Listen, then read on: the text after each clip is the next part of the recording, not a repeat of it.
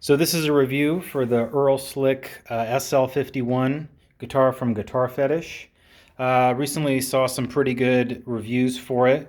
So used guitar prices being what they are right now, I decided to toss some money at it and see what kind of quality I got. Right off the bat, it's just kind of a mixed bag to start out with. In case you don't want to watch to the end, overall I recommend it, but there are a couple things that I'd like to get out of the way so you can make a more informed decision. This is going to be a more review of the craftsmanship and quality more than the sound, since I think that's a little more important on an online review, since the sound is subjective and can be manipulated by amp and EQ and everything, but the construction quality really can't be changed by those factors. So let's get right into it. And first, I'm gonna start out with the best and the worst things about this guitar. So the best thing about this guitar is the fretwork. The fretwork is pretty outstanding. As a side hobby, I've worked and repaired from every kind of guitar, from the cheap Chinese import parts guitars and build kits, all the way to like Gibson custom shops, and I don't think I've seen better fretwork, even in the highest end. So zoom in closely here. Every fret is treated and rolled over all the way down the line. There's not a single sharp fret end, even all the way down. Not only that, I took a fret rocker to every single fret on the left and right side and down the center on every single fret, and there is not a single uneven fret on this guitar. I've never come across that. I was kind of blown away by that, and doing some research, this kind of seems to be a new trend in cheaper guitars. And what seems to be happening is, from what I hear, is that they are starting a new manufacturing method to where they don't polish or grind or finish off the frets off the guitar or on the guitar. They do it while it's off the guitar, and then they place the frets. So so this guitar only retails for about $250. So I couldn't. It has to be true, since I can't imagine putting this kind of like detailed individual work into each fret. So I imagine they've come up with some sort of manufacturing process to get that done. Because I've done several refrets on different guitars, and let me tell you, it takes a long time, hours, to get this kind of fret work done. So I imagine what I've heard is probably true, that whatever they're doing at the factory this guitar came from is using that method where they treat the frets and they work on the frets off the guitar and then put them on in some sort of like automated system. So in my opinion, the neck is, at least from here down, is pretty much flawless and worth the price of admission alone. I was really impressed by it. So now let's go to the worst part of this guitar, and that is, really disappointingly, the nut. I've done a review. If you want to check that out, I might put a link for it. I might not, depending on how lazy I am, of another Guitar Fetish neck that I received where the nut was absurdly high off the fretboard. I mean, it made the neck unplayable, and I chose to replace it instead of like creating these deep file grooves in the nut. But this too also suffers from a really high nut, and I don't know if you can see, it also has like burrs coming off of it too, where they really didn't take the time to file the nut, which is disappointing, because you have this great fretwork right here, this amazing top-notch fretwork, but then it's eliminated. The whole use of it is eliminated by this stupid high nut. So when I'm done with this video, I'm going to reslot the nut and take care of that. But like, if like 10 more minutes was paid attention to this nut, it would have made like a universe of difference. So getting those two out of the way, let's start up with the headstock.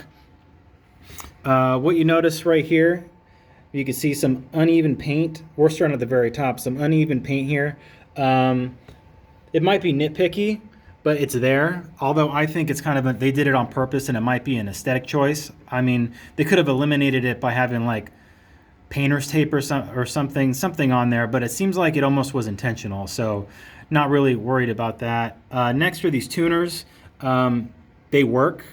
They're an average tuner. What I imagine is, since this came from like a Chinese factory, these are probably similar or the same tuners you would find on like a maybe an Affinity Squire, except they've replaced them with brass buttons. But they work just fine. The guitar actually came to me in tune, so that's a bonus. But yeah, just average tuners. I might replace them with locking tuners down the road. Truss rod was fine, it worked. And we're gonna come down here. And another favorite thing about this guitar for me was the finish. Found out I really just like the feel of wood. It feels nice in the hand. I think they really did a clever way of finishing a guitar to make it cheap, but also making it look good.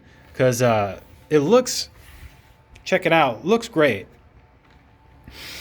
But they did a real good job. I'll get to the pickups last. Another weird quirk about this guitar was the pick guard. Now, if you know about tele pick guards, they normally either come in 8 or 5 hole configurations.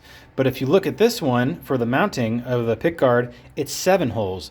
There would normally be another hole right here. So it originally came with a white pick guard, and I bought a replacement pick guard just to find out that it didn't fit at all, and none of the holes lined up, and it had the wrong amount of holes. So what I ended up doing was just spray painting this guy matte black real quick, and I took care of that, because I don't know, but in my opinion, white pick guards are like the devil's work and don't belong on any guitar. But so took care of that. That's just a weird thing. They have their own proprietary pick guard. That's just a weird quirk that this guitar has, but not that bad. Let's move down to the switch. Works fine. It's the like regular PC board switches that you see in cheaper guitars. Works. Has a pretty satisfying click back and forth. It switches fine. The knobs are unbranded. The only thing, I mean, they work, but I think the volume knob has a little bit of scratchiness to it. Was it this one? Yep, has a little bit of squeak to it. Hold on, let me turn off the all right, back to it. All right, so, and then let's see here. Saddle's fine. It was out of intonation when I first got it, so it's going to need to be adjusted. I have heard from other reviews that they are unable to get their guitar into properly intonate, but what they've done is to just like flip the saddles around, and they were able to get it properly intonated, which might be what I have to do, but I haven't set the intonation because I'm not done with the setup on this guitar yet. Other pieces of the bridge are fine. If you twist over here, typical kind of cheap plug-in jack that you're probably going to have to add some super glue or something to keep fixed. Anything else? See here, straps are fine. When I took off the neck to see what was going on with the joint, there was a bunch of sawdust built up and wood shavings in between these two joints. Someone didn't take the 2 seconds to brush out the sawdust. Let's see, anything else? I think that should just about does it. So back to the pickups, they're fine. The bridge pickup, since it's overwound, it's got more wound than a typical tele pickup. It has more low and mid end than a normal tele pickup would. It still sounds like a tele pickup. There's still twang to it. There's still snap, just not as snappy as like a 50s or 60s style Telecaster, but it's fine.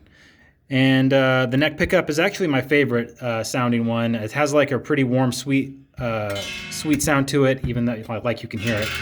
It's not plugged in, but it sounds pretty good. So overall, pretty impressed with it. I feel like what really gets me excited is that we're reaching a point to where the difference between like a $300 guitar and a $1,200 guitar is really negligible. The difference is getting smaller and smaller at this point.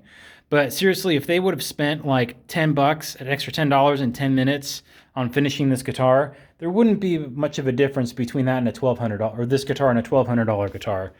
But overall, pretty happy. The nut is really the disappointing piece on the guitar. I mean, if if you got this, you would probably, and you didn't know like that this was a potential problem, this would just be like a terrible playing guitar, like from the get-go, and you'd never figure out why. So final thoughts is, if you're okay with maybe spending up to a couple hours like fixing small issues like the nut or intonation, if you're savvy on all that, then I say go for it. It's worth, I think it was shipped to my house for like $280.